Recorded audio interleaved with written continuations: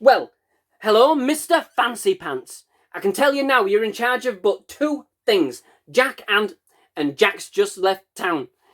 Hello and welcome to the SciFirst MovieTalk episode. So in this episode, I'm discussing the cult classic 1992 supernatural horror comedy adventure, Army of Darkness, aka The Evil Dead 3, as directed once again by Sam Raimi after directing the last two movies in the series. As the third movie in the overall Evil Dead franchise, it now takes us on an adventure into the past, to 1300 or thereabouts, after Ash Williams, as once again played by Bruce Campbell, the hapless hero of the last movie, 1987's Evil Dead 2, got sucked into a portal along with his Oldsmobile Delta and thrown down into the centre of a medieval bloodbath. The people of the land are in a war against each other and a horde of ravaging demons known as the Deadites, who are intent on getting their hands on the Necronomicon Ex Mortis, the Book of the Dead, the possessor of which would obtain an ultimate power and, in the wrong hands, could prove apocalyptic.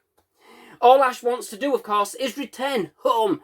However, it is the Necronomicon that actually holds the key to an enchantment in order to do this, and so reluctantly sets forth on a quest to retrieve the book and keep it out of the Deadites' hands. With his trusty chainsaw and trademark boomstick in hand, Ash thinks it's going to be a piece of cake. However, he should know by now, as far as these demons are concerned, nothing is ever going to be easy, and once again, Ash ends up as their personal punching bag, being dragged over the hot coals, so to speak, chewed, spat out and re-chewed in every possible, conceivable way of torturous terror. Poor old Ash ends up being his own worst enemy, and in his haste and arrogance almost certainly causes more harm than good. But in the end, surely everything's got to work out this time, right?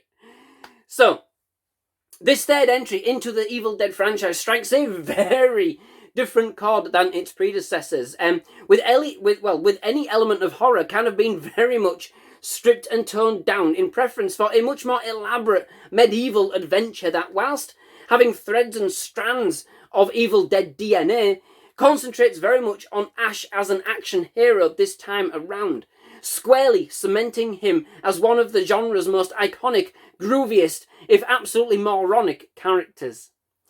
It's sort of a weird and most certainly wired mix of Conan meets Jason and the Argonauts meets Mad Max, forming a sort of contorted and depraved version of The Princess Bride. It is much more dramatic in its execution, in keeping with the more epic nature of its delivery. For me, this one, and I'm sure controversially, has always been my favourite of the trilogy. I love the more adventure kind of orientated plot. Not that I don't like the horror elements of the previous entries, but this, I don't know. It's just the kind of film I can enjoy time and time again. This one feels a lot more accessible, more mainstream. And I think that's where the controversial part comes in. And for a time when I was younger, most certainly, this was something that did kind of speak to me more than the first two Evil Dead movies. I do love its mix of sci-fi, adventure, comedy, extreme slapstick moments placed in all the right places, I might add, and mild horror that's never too scary, never bland though, and totally outrageous fun. There's an explosion of cast, budget and scope. The introduction of the Deadites, and still totally over-embellished, overacted, frantically over the top and laden with blood. This is the Bruce Campbell show through and through. He absolutely kills it as Ash once again, bringing more bravado, his unique brand of debonair charm, and indeed, most certainly, his wit and trademark sarcasm. When he's not being prodded and poked by the undead, he's handling out the cheesy one-liners like they were sweets, and sweet indeed they are. Absolutely hilarious, totally off the cuff, and brilliantly on point, playing amazingly well to the character of Ash as he has now become. A wisecracking, selfish, begrudging individual who, in every effort to take the short way around, ends up having to put in twice the work. He's still punished by any and all he comes up against, living, dead. He just always seems to be in the absolute thick of it.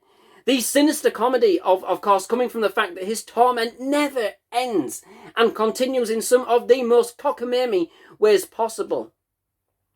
They've literally thrown the book at him once again here, and one that has a few teeth to boot. In fact, apparently the ordeal was as gruelling for Campbell off-screen, having to kind of set each one of these self-punishing scenes up, as it was for Ash himself. But it is certainly a lot more slapstick this time around. A bit more Three Stooges, in essence. Still an absolute blast with some brilliantly quirky set pieces, especially those with tiny Ash copies and the skeleton army of the dead gearing up for war. Welcome to the world of the living. Now get digging. There are some totally iconic phrases. I've tried to include a few. Some I've used at work quite a few times as well, much to a couple of strange looks. They work pretty well in an office-style environment, let me tell you. You know, if but perhaps receiving just a few raised eyebrows.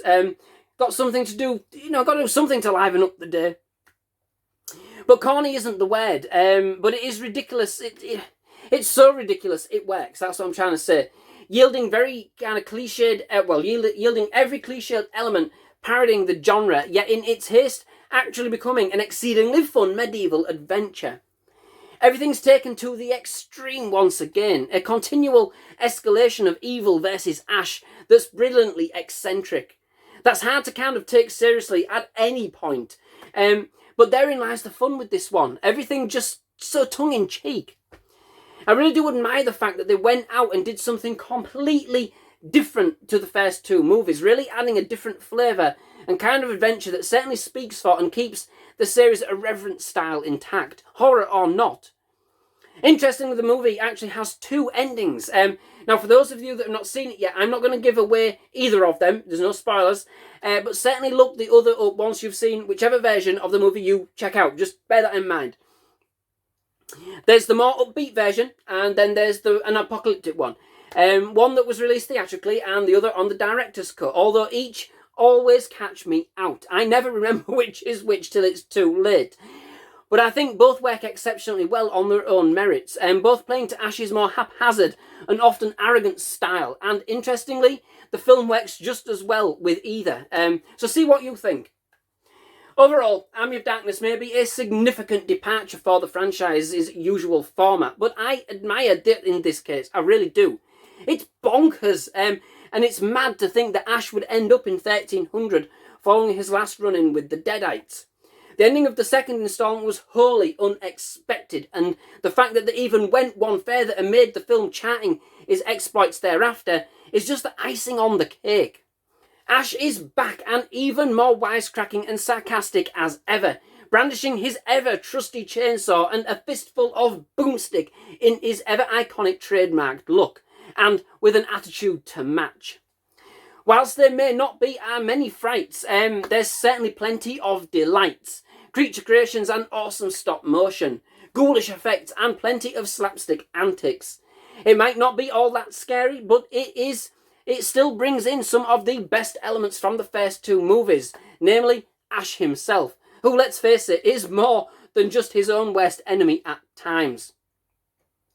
So, that brings me to the end of this episode. Many thanks for watching. I do hope you've enjoyed it. If you have, please do leave a like. Please do hit that subscribe button for more movie reviews, trailer reactions and other movie-related content. Absolutely loved having you at SciFirst MovieTalk. Definitely love to have you back. Most of all, just thank you very much for watching. Goodbye.